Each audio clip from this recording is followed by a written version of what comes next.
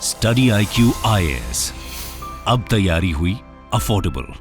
नमस्कार दोस्तों I am sure कि पिछले 1-2 दिनों से लगातार आप प्रो टेम स्पीकर करके जो शब्द है वो आप सुन रहे होंगे। मैं आपको बता दूं, तेलंगाना में भी अभी रिसेंट जो इलेक्शन हुए थे उसमें बीजेपी के 8 एमएलए चुनकर आए हैं। मतलब अभी तक बीजेपी का सबसे बड़ा आंकड़ा आपको इस समय देखने को मिलेगा। लेकिन हुआ क्या है कि जो 8 बीजेपी के एमएलए हैं तेलंगाना में, उन्होंने ओथ लेने से इनकार कर दिया है। और इसका कारण यह है कि इस समय जो प्रो टेम स्पीकर बनाए गए हैं तेलंगाना असेंबली में, वो हैं Akbaruddin Owaisi. And I am sure कि उनके बारे में भी आपने काफी सुना होगा, क्योंकि कई बार उनके द्वारा ऐसा भाषण दिया गया है जिसको लेकर वो काफी विवाद में रहे हैं और उनके जो वीडियोस हैं वो बहुत वायरल हुआ है। तो इसी को देखते हुए ये पूरा विवाद हो रहा है, इसको हम डिटेल से समझेंगे कि एग्जैक्टली हुआ क्या, और साथ ही साथ यहां पर जो प्रो टेम स्पीकर जो शब्द है ये एग्जैक्टली है क्या, और इनके पास क्या पावर होती है, क्यों उनको बनाया गया, वो सारे डाउट्स मैं आपके क्लियर कर दूंगा। चलिए आगे बढ़ते हैं। लेकिन उससे पहले ध्यान रखिएगा दोस्तों, अगर आप यूपीएससी की तैयारी कर रहे हैं, मान लीजिए प्रीलिम्स का एग्जाम लिख रहे हैं 2024 का, तो हमारा SIP प्लस जो बैच है वो आप ज्वाइन कर सकते हो। अगर आपको पूरी तैयारी करनी है, फाउंडेशन बैच, वो आप ले सकते हैं। Just by using the code Ankit live आपको मैक्सिमम डिस्काउंट मिल जाएगा। और साथ ही साथ मैं आपको बता दूं, अगर आप इसके ऑल्टरनेटिव कोई IB इंटेलिजेंस ब्यूरो होगा या फिर CSIR का जो अभी नोटिफिकेशन आया है जिसमें 400 से ज्यादा वैकेंसीज आई हैं, इन सभी के बैचेस आपको हमारे स्टडी IQ पर मिलेंगे। You just use this code Ankit live to get extra discount. और इसके अलावा अगर आप MCQs अटेम्प्ट करना चाहते हैं तो मेरे इंस्टा पेज पर जा सकते हैं, वहां पर स्टोरीज में जितने भी MCQs हैं उसको आप अटेम्प्ट कर पाएंगे। चलिए शुरुआत करते हैं और सबसे पहले ये देखते हैं कि एग्जैक्टली हुआ क्या है। जैसा कि मैं आपको कह रहा था कि तेलंगाना में जो इलेक्शन का रिजल्ट आया, जैसे कि आप देख सकते हो, रेवंत रेड्डी कांग्रेस की तरफ से वो चीफ मिनिस्टर ऑलरेडी बनाए जा चुके हैं। आपको याद ही होगा कि सोनिया गांधी जी से लेकर राहुल गांधी सभी लोग ओथ टेकिंग सेरेमनी में गए थे। और यहां पर रेवंत रेड्डी, क्योंकि कांग्रेस पार्टी को सबसे ज्यादा यहां पर सीट्स मिली है 64 सीट्स, और 119 सीट्स में से 64 ये मेजॉरिटी में आ जाता है। इसके अलावा जो रूलिंग पार्टी थी अभी BRS, वो यहां पर हार गई चुनाव। और वहीं भारतीय जनता पार्टी का आप देख सकते हो कि पिछले साल, मतलब पिछले बार जो इलेक्शन हुआ था उनको सिर्फ 1 सीट मिला था, लेकिन इस बार बीजेपी को 8 सीट मिली है। तो 8 के 8 जो बीजेपी के मेंबर्स हैं, उन्होंने सैटरडे को जो असेंबली होता है वहां पर ओथ नहीं लिया। देखो आपको पता ही होगा, चाहे पार्लियामेंट हो गया या फिर कोई भी राज्य का असेंबली हो गया, जब भी कोई नया असेंबली होता है, जैसे मान लो यहां पर नया चुनाव हुआ, नई पार्टी पावर में आई, तो होता क्या है कि यहां पर जितने भी MLAs 119 जो सीट्स पर जो MLAs चुन कर आए हैं, इन सभी को असेंबली के अंदर ओथ लेना होता है। और आपको पता है कि असेंबली में यहां पर एक स्पीकर होता है जो कि बैठकर सब कुछ देख रहा होता है, गवर्न कर रहा होता है। तो क्या है कि अभी अभी तो नया नया असेंबली है, यहां पर कोई भी स्पीकर चुना नहीं गया है, तो उसके बजाय यहां पर प्रो टेम स्पीकर होता है, जिसकी मैं डिटेल से आपको चीजें बताऊंगा। तो यहां पर जो प्रो टेम स्पीकर हैं वो कौन है? वो है AIMIM के जो लीडर हैं अकबरुद्दीन ओवैसी। क्योंकि वो अपॉइंट किए गए हैं प्रो टेम स्पीकर, इसलिए बीजेपी MLAs ने कहा कि हम उनके सामने ओथ नहीं लेंगे। और जब ये पूरा मामला सामने आ रहा था, इसको देखते हुए कांग्रेस पार्टी और भारत राष्ट्र समिति BRS दोनों ने मिलकर यहां पर कहा कि बीजेपी के द्वारा ये जो एक्शन लिया जा रहा है वो बिल्कुल भी सही नहीं है। यहां पर ये इंसल्ट है कॉन्स्टिट्यूशन को, और साथ ही साथ जो स्पिरिट ऑफ डेमोक्रेसी है उसके खिलाफ जाता है। मतलब चाहे कोई भी प्रो टेम स्पीकर हो, आपकी जिम्मेदारी होती है कि जब आप असेंबली में जाओ तो वहां पर आपको ओथ लेना पड़ता है, लेकिन बीजेपी इसको बॉयकॉट कर रही है। वैसे मैं आपको बता दूं कि अकबरुद्दीन ओवैसी को ये जो असेंबली स्टार्ट होने वाला था उसके पहले ही फ्राइडे को अकबरुद्दीन ओवैसी को प्रो टेम स्पीकर का शपथ गवर्नर ने दिलाया। क्योंकि स्पीकर का शपथ आप देख सकते हो, ये आप देख पाओगे, जो गवर्नर हैं इस समय तेलंगाना की, दैट इज तमिलसाई सौंदरराजन, उनके द्वारा ये आप देख सकते हैं पिक्चर में, अकबरुद्दीन ओवैसी को जो ओथ है वो दिलाया जा रहा है। और उनके राइट में आप देख सकते हैं रेवंत रेड्डी हैं जो कि चीफ मिनिस्टर हैं। और साथ ही साथ मैं आपको ये भी बता दूं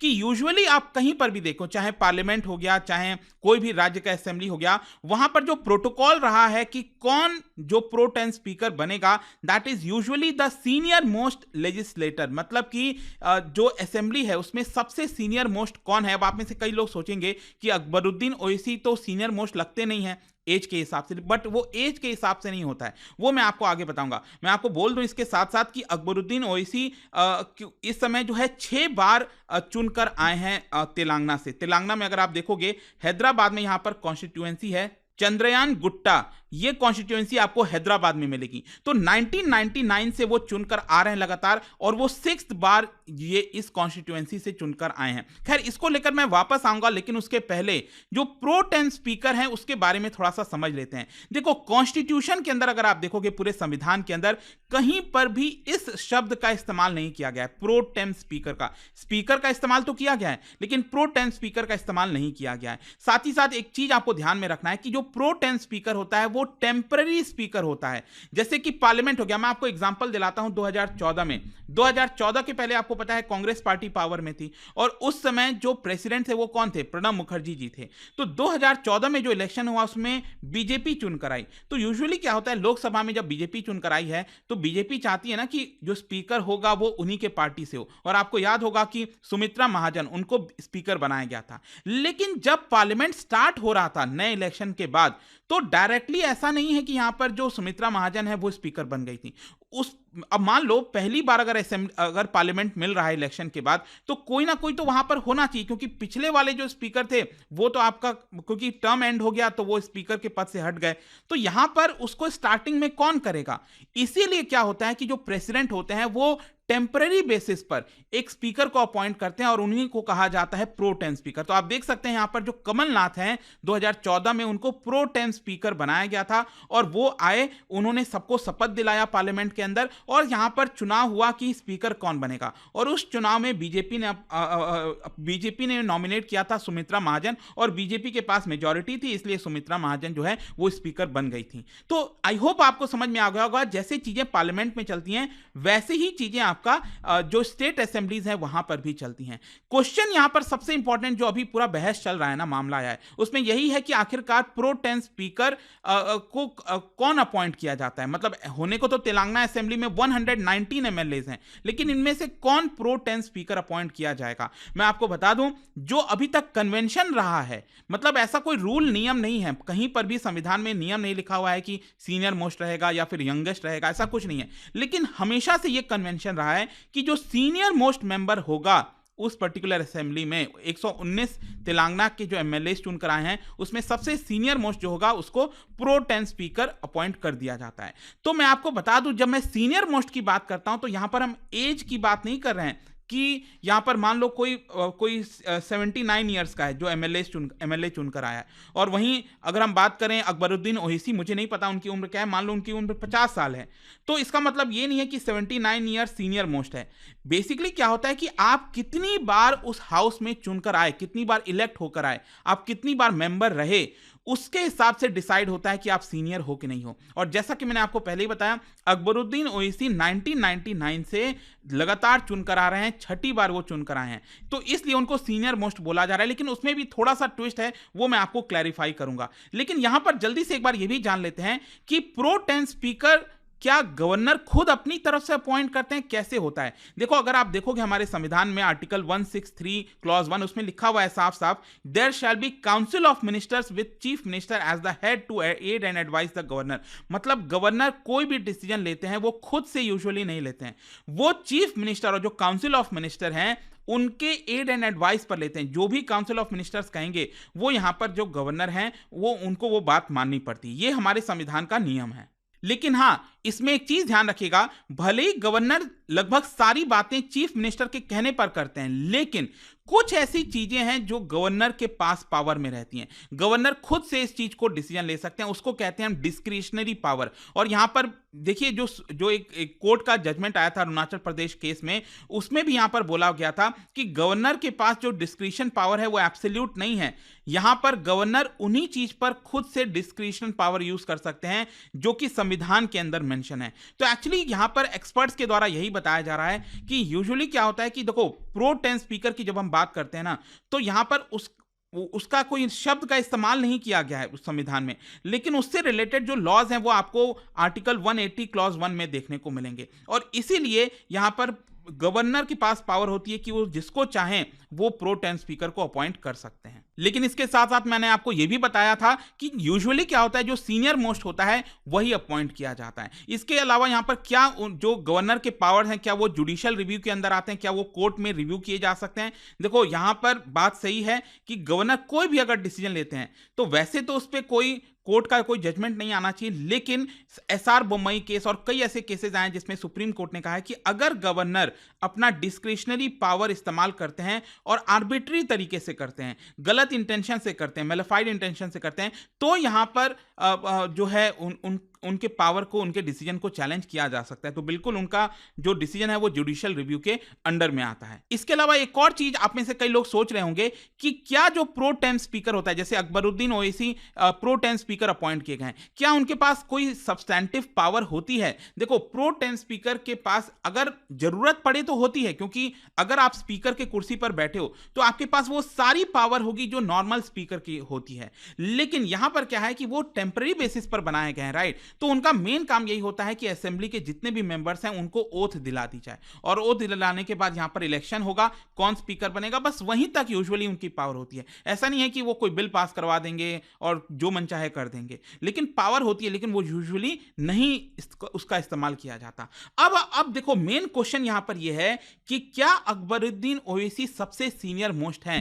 देखो, वैसे अगर आप देखोगे तो जी हां, यहां पर 6 बार वो अपॉइंट होकर आए हैं, और अगर कोई दूसरा, अगर हम एमएलए की बात करें जो वो भी 6 बार चुनकर आए, और वो है उत्तम रेड्डी कांग्रेस के हैं। इनफैक्ट उनका बयान आया है कि अगर वो मिनिस्टर नहीं बनते, क्योंकि उत्तम रेड्डी क्या हुआ है ना कि उनको मिनिस्टर अपॉइंट कर दिया गया, उन्होंने मिनिस्टर का ओथ ले चुके हैं, तो इसकी वजह से उनका कहना है कि क्योंकि मैं मिनिस्टर का ओथ ले चुका हूं, इसलिए जो सेकंड सीनियर मोस्ट एमएलए हैं इस समय हाउस में, वो अकबरुद्दीन ओवैसी हो जाते हैं, इसीलिए उनको प्रो टेम स्पीकर अपॉइंट किया गया है। वैसे मैं आपको बता दूं, उत्तम रेड्डी जो है वो इंडियन एयरफोर्स ऑफिसर रह चुके हैं, ठीक है, और वो राजीव गांधी जी के काफी करीब आ गए थे, उनसे संपर्क में आए थे, और ये भी 1999 से चुनते आ रहे हैं, और उत्तम सिंह एक बार पार्लियामेंट का भी चुनाव लड़े थे, इसीलिए उनको सबसे सीनियर मोस्ट बताया जाता है। लेकिन क्योंकि वो मिनिस्टर का अपॉइंटमेंट ले चुके हैं, तो वो तो प्रो टेम स्पीकर बन नहीं सकते, इसीलिए यहां पर उनका कहना था कि अकबरुद्दीन ओवैसी को प्रो टेम स्पीकर बनाया गया है। खैर, क्वेश्चन यह है कि आखिरकार बीजेपी फिर कह क्या रही है? देखो, बीजेपी का साफ साफ कहना है कि अकबरुद्दीन ओवैसी हम नहीं चाहते कि उनसे हम ओथ लें। उनका ऐसा कहना है कि उन्होंने एंटी हिंदू रिमार्क्स दिया हुआ है अपने वीडियोस में, और यहां पर जो बीजेपी के एक एमएलए हैं राजा सिंह, उन्होंने साफ साफ कह दिया, वीडियो मैसेज जारी किया है कि एक जो एंटी हिंदू कमेंट पास करेगा और उसके सामने मैं यहां पर ओथ ले लूं, ऐसा पॉसिबल नहीं है, मैं यहां पर ओथ नहीं लेने वाला। इसके अलावा उनका यह भी कहना है कि जैसे के चंद्रशेखर राव जो बीआरएस पार्टी के लीडर थे, जो चुनाव हार गए, तो जैसे वो यहां पर डरे हुए थे, वैसे ही रेवंत रेड्डी भी डरे हुए हैं। इसलिए यहां पर क्या है कि यहां पर वो लोग माइनॉरिटीज को अपीज करने की कोशिश कर रहे हैं, और इसीलिए जो अकबरुद्दीन ओवैसी है उनको प्रो टेम स्पीकर अपॉइंट किया गया है। अगर वो लोग चाहते, कांग्रेस पार्टी चाहती, तो यहां पर दूसरे कैंडिडेट जो कि डिजर्विंग कैंडिडेट हैं उसको प्रो टेम स्पीकर अपॉइंट कर सकती थी, लेकिन उन्होंने नहीं किया। ये बीजेपी का सारा एलिगेशन है। लेकिन दूसरी तरफ जो कांग्रेस है, उनका कहना है कि देखिए, बीजेपी फालतू का ये मुद्दे लेकर आ रही है, और यहां पर जो प्रो टेम स्पीकर अपॉइंट किया गया है वो गवर्नर के द्वारा किया गया है, और गवर्नर तो पहले खुद ही बीजेपी में थी, जो आप देख रहे हो यहां पर। तो उनका ये कहना है कांग्रेस पार्टी का कि अगर आपको सवाल पूछना है तो गवर्नर से जाकर पूछिए, हमसे यहां पर मत पूछिए। खैर, कंक्लूजन ये निकलता है कि देखो, ये सब पॉलिटिकल मामला है, चलता रहेगा, बट आई होप कि इसके अंदर लगभग जितनी भी चीजें थी वो आपको समझ में आई होंगी। और मैं आपको बता दूं कि स्पीकर पोस्ट का जो इलेक्शन है तेलंगाना असेंबली में, वो 14 दिसंबर को होना है। तो हो सकता है कि जब नए स्पीकर बन के आएंगे तो शायद बीजेपी की जो एमएलएज हैं वो फिर यहां पर ओथ ले लें, और साथ ही साथ जो बीजेपी के एमएलएज हैं वो राजभवन गए थे अपने कंप्लेन को दर्ज करने। उनका कहना था कि हम नहीं चाहते कि Akbaruddin Owaisi pro tem speaker बने। तो आई होप आपको समझ में आ गया होगा डिटेल से एग्जैक्टली चल क्या रहा है। और जाने से पहले एक इंटरेस्टिंग क्वेश्चन, देखो, अगर आपने ये वीडियो बहुत ध्यान से समझा और चीजें हो गई हैं सब कुछ, तो आई एम श्योर कि ये क्वेश्चन आप अटेम्प्ट कर पाओगे। यहां पर आपको बताना है कौन सा स्टेटमेंट करेक्ट नहीं है स्पीकर प्रो टेम को लेकर। इसका राइट आंसर आप सबको पता है, मेरे इंस्टाग्राम पर तो मिलेगा ही, वहां पर अगर आप नहीं हो कोई बात नहीं, टेलीग्राम से ले पाओगे इसका सही उत्तर। मैं कई सारे जो एमसीक्यूज हैं वो यहाँ पर स्टोरीज में डालता रहता हूँ। बाकी अगर आपको पीडीएफ चाहिए तो टेलीग्राम पर आइए, अलग अलग सोशल मीडिया पर आप जुड़ पाओगे। एंड जैसा कि मैं आपको कह रहा था, कोई भी बैच लेना हो आपको यूपीएससी से रिलेटेड या फिर जो आईबी सीएसआईआर का जो बैचेस आए हैं, just use this code Ankit live, ताकि आपको एक्स्ट्रा डिस्काउंट मिल जाएगा। आई होप कि वीडियो आपको पसंद आया होगा। मिलता हूं आपसे next time. Till then, thank you very much, see you soon. Study IQ IAS, अब तैयारी हुई अफोर्डेबल।